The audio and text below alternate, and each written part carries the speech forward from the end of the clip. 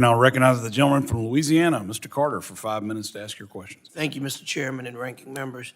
Over the last year, the Federal Communication Commission, under Brendan Carr's leadership, has recklessly abandoned its core principle to operate as an independent agency.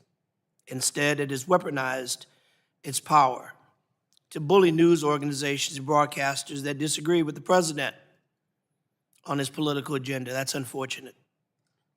I stand firmly against this misuse of federal power to suppress free speech and will fight to protect everyone's First Amendment rights. Mr. Carr, at one point it appeared that you appreciated the First Amendment. At one point, it appears that you recognized its value. Somewhere along the line, you appear to have lost your compass. That's unfortunate because the American people deserve better. The American people deserve freedom of speech that allows expression without fear of retribution.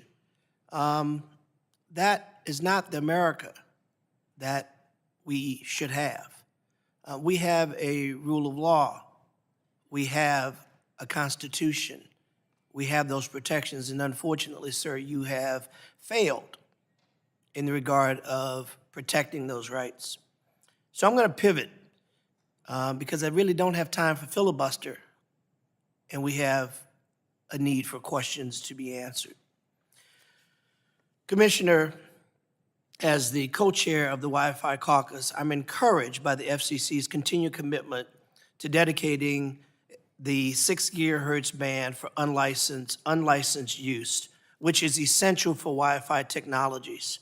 How critical is it for the FCC to ensure that sufficient spectrum remains available for unlicensed use to both support the continued growth and innovation of Wi-Fi technologies and to help U.S. remain competitive with China in the development of cutting-edge wireless technologies? Thank you for that question. You know, unlicensed spectrum was an experiment decades ago when I still worked at the FCC. And it has turned out to be an enormous benefit for our economy, for our global leadership in spectrum and in technology. So it's important that we have sufficient unlicensed spectrum for Wi-Fi and other such uses. What would happen in the case if we didn't have, if there wasn't enough unlicensed spectrum accounts to anticipate increased usage in Wi-Fi? Well, we don't want to choke off other services. For example, we all have Wi-Fi in our homes. Well, it does us no good to have gigabit speeds if we don't have Wi-Fi that's capable within our own homes to give us the benefit of those gigabit speeds. It's also just really important for innovation. We have amazing innovative services that use Wi-Fi and use connected devices throughout everything we do. And so we need to make sure we have sufficient spectrum to make sure that we can continue to evolve these technologies and support them. So of late, we've heard the discussion about affordability, the importance of affordability, the importance of making sure that we see these tools that are no longer something that is a luxury, but is a necessity.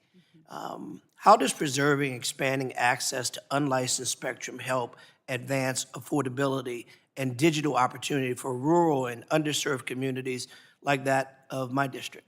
Yeah, Wi-Fi is a very important tool for giving access to everyone who needs access to broadband.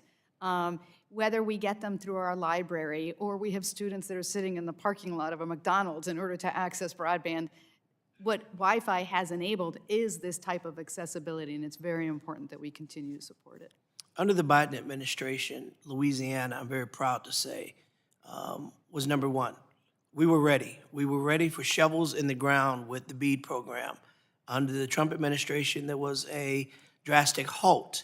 And as a result of that halt, although it was said that it was intended that it was going to make things better, faster, we had taken too long, quote unquote, but Louisiana was first, was ready. Our Republican governor hailed this as one of the most monumental infrastructure advances in Louisiana.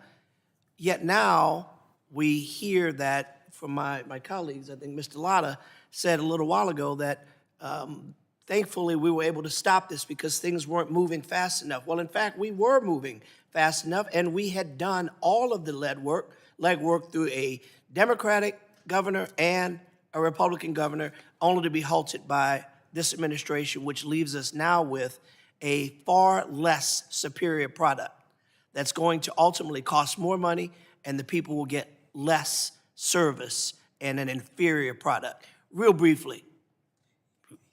Gentleman's time's expired. I'll allow the witness Let to her answer. Thank you, sir. I'll follow up. Oh, am I allowed to answer? I'm sorry. Yes, Take a few seconds. Very quickly.